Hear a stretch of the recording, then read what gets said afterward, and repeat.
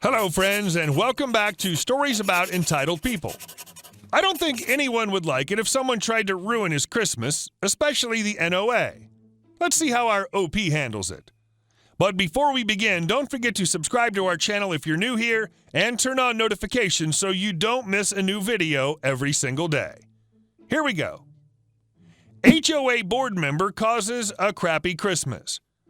Our lovely HOA has decided that should you choose to decorate your exterior for the winter holiday season, your lighting may not have 2 consecutive bulbs that are the same color, unless all of your lights are the same color. Last year, I hung my usual blue lighting and intentionally swapped in 1 red bulb just to piss off our HOA CC&R enforcement officer. It took 2 days before I had a friendly phone call, another 3 days until I received a certified letter, and an additional 5 days until a $50 violation fine showed up. The holidays passed and I continued to fight the fine. I refused to pay it. Late fees started to build, and eventually I was summoned to an association meeting. I compiled a list of some of the most insane HOA regulations I could find to compare to the insanity I was dealing with. I admitted that I changed the bulb intentionally and pled with the HOA board to have a little reason. It turns out that while a majority vote was needed to pass a new regulation, a unanimous vote is needed to change or repeal a regulation. All of the HOA board members, with the exception of one, who just so happened to be the old woman who cited me for the violation to begin with, agreed that the rule was unnecessary. This old hag proceeded to argue that even though she didn't live on my street, my lighting had ruined her Christmas, and presumably the Christmas of everyone on my street. Finally, someone on the board pointed out that while they needed a unanimous vote to change the regulation, they only needed a majority vote to remove another member of the board. An immediate vote was taken, and the lighting Nazi was removed from the board. A motion was made to re-vote on my case, and it was immediately dismissed. And our second story. You're never working in the industry again. I used to work for a fairly big Japanese video game company. Though I'm bilingual, I'm not a translator by profession, so even though several of the games I worked on got releases overseas, I was never actually involved in the translation/localization processes, aside from sometimes acting as an informal interpreter between the Japanese dev and US localization teams. I was basically treated as any other Japanese employee who just happened to be able to speak some English, but not fluently, because the country I grew up in isn't really a Western one, and people in Japan are surprised to hear that people there speak English at all. One of my superiors, who could barely speak English, constantly boasted about having better English than me, with his TOEFL score as proof. I never took a TOEFL because I grew up overseas, but he spouted nonsense about me having a non-native accent. That's totally unrelated to this, though. One of the games I worked on had the translation work left to a translator who seemed to have highly questionable Japanese ability. That an interpreter had to be there to help facilitate communication with her made that very apparent, but she had what seemed to be decent credentials, which she would constantly boast about, that she had previously translated for big companies and worked as an interpreter for VIPs, and the higher-ups seemed adamant on hiring her. While I didn't work with her very much, she did come over as arrogant and overbearing, and while she never outright said it, I got the impression that she looked down on video games as a whole, constantly talking about her previous real work. In any case, the game was released and a huge success, and a lot of criticism was leveled at the story. I personally imported the US version and was horrified to find that the translation was atrocious. Most of the dialogue was entirely rewritten, badly, and the translator clearly had problems grasping even basic grammar. Even the main character's catchphrase was mistranslated. It seemed clear to me that at least some amount of the complaints about the story were due to the bad translations. I did bring this up to other people on the team at the time, but nobody really took me seriously.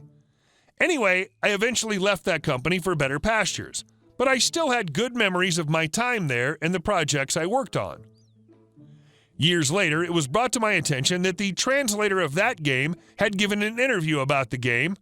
I looked at it and found that she was openly insulting the game, its creators, the company, and all the people who worked on it. She came off as entirely unchanged from before, constantly boasting about her background and credentials, and ability, and giving the impression that she considered video games to be an inferior medium in general.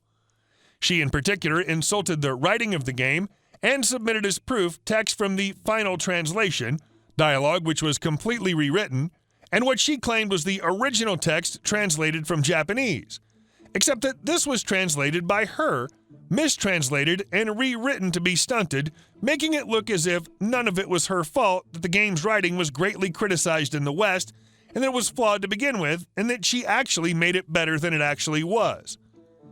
Being someone who'd worked in the company that made the game, I knew that the Japanese side existed mostly in a bubble that didn't really care about the rest of the world and wouldn't take any action against her because they probably wouldn't even know about the interview. So instead, I translated the interview to Japanese and posted it to several places online, and also tipped off a popular gaming blog which I knew to be partial to this series about it. The whole thing exploded on social media, and the interview was quickly deleted. Now, as I was no longer affiliated with that game company and hadn't had any contact with that translator for over a decade, the story for me ended at that for some time. But recently I found out that the translator had gotten into a legal tussle over something, and there was a huge internet drama over the whole thing.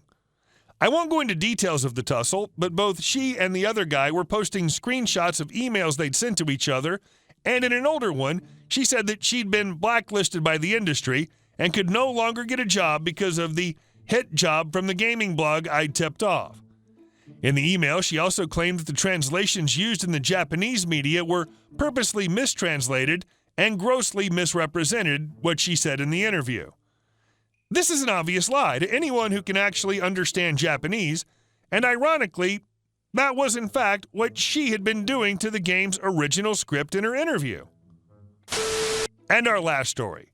Walked away on top. This is a story about my ex-wife Sharon. I thought she was the love of my life. We met while I was in grad school, while she was working as an intern at the library I frequented. We clicked immediately, and the rest was history. Within 2 years, we were married and living happily ever after. I worked hard to get where I am at the firm I work at. This included sometimes 60-hour work weeks, but most of the time I was only working between 30 and 40 hours depending on the project, with weekends off. She, meanwhile, just worked as 9-to-5s and never finished school up. We were members at a fitness club, and she would increasingly spend time there more and more, even though she just used it for the spa part and never really worked out. Soon it was getting ridiculous. She was also more and more guarded about her phone, so one night we were drunk and she passed out. Then her phone buzzed and an unknown number popped up asking if I was going to be at work the next day. She was smart and never had any messages saved over 2 days from him, but the texts were damning. I forwarded them to me and kept the information. The marriage was done right then and there. And to think we were going to try for kids. I immediately withdrew us from the club, which pissed her off and caused a huge fight, but I said, we have to save up for the baby and a new house. She reluctantly agreed. She never did have the best metabolism, so this was bad for her. I then set up cameras in the house for future use in case of a court case. I just needed time to collect my thoughts and my evidence and plot. I went on business trips and recorded her sleeping with the guy in our bed. That was it for me. I hated her.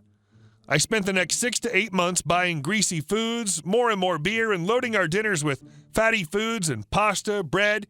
Each morning, I'd wake up early and get us donuts every morning for that time. She easily gained 25 pounds. I gained like 10. Totally worth it. I also did what I could to be the best husband over that time. I called her all sorts of things and treated her like a princess so she wouldn't suspect a thing. I made the most romantic gestures and made our 4-year anniversary a dream vacation of hers. I did everything she wanted in bed and indulged in her deepest desires. I brought her shopping almost bi-weekly and took her to the best restaurants. I wanted her to know how much I loved her and would say things like, I'd never hurt you. I'd always love you. You're mine forever. We're a team, etc. And you feel the same way, right? I don't know if it was the extra weight or the romantic gestures, but she seemed to stop going to him and was spending more and more time with me and re-fell in love, I suppose. Now was the time to strike. After saving up quite a bit, we had a serious talk about starting the process of having a kid. It sucked because this could have been one of the best conversations of my life, but instead it became the focal point of my revenge. We would do this thing where we would send each other a text about what we were thinking, even if we were face-to-face. It originated in all that time in the library together and was reserved for romantic, lovey-dovey, or sexual texts. Long story short, this kind of communication was very intimate and special to us. So right when we started to talk, I said, "Sharon, take your phone out." She knew what this meant and was grinning ear to ear. She probably thought I was going to say something cute. Instead, I sent her a video. The look on her face was priceless. She couldn't speak, she couldn't move, she was paralyzed. She began bursting in tears and said she stopped seeing him 2 months ago and that it only happened a handful of times and that I worked too much and she was lonely and she was sorry and that he meant nothing and we could move past it and have kids. She was a wreck. I told her she shattered my heart and that I could never forgive her and that she was everything to me. She was ecstatic, begging me to stay, saying she would do anything. I simply said no, and that I already had a lawyer, and that she could damn well bet that infidelity clause was going to bite her harder than a bull shark. In the divorce, I let her keep the car that I bought and all her assets. We had a split bank account since it was easier. I gave her the last 5 months on our lease, and that was it. She got even bigger and looks like crap now. She tries to contact me all the time, but I just never respond. Best part she can see is that it's red. I really don't have feelings for her at all. She was in retrospect so selfish and only looked after herself and others if they suited her needs. Her parents were class acts and were so sorry to hear what she did to me. I doubt they even talked to her. My ex-mother-in-law loved me. She's alone as far as I can tell and struggling. To be honest, I pity her and feel bad because she used to be beautiful. Currently, I'm not looking to date. I'm 26 and in the best shape of my life, making great money. I post all my fun times and frequently with beautiful girls from vacationing or clubbing or whatever I'm up to that given weekend. My new single life is actually amazing, and I found a new part of me that would have been lost with her. I shattered her soul, body, mind, and heart by giving her everything and taking it away at the perfect time. Nothing too elaborate, but enough to inflict lasting damage. Hey guys, thank you all for watching the video. I'll see you in the next one.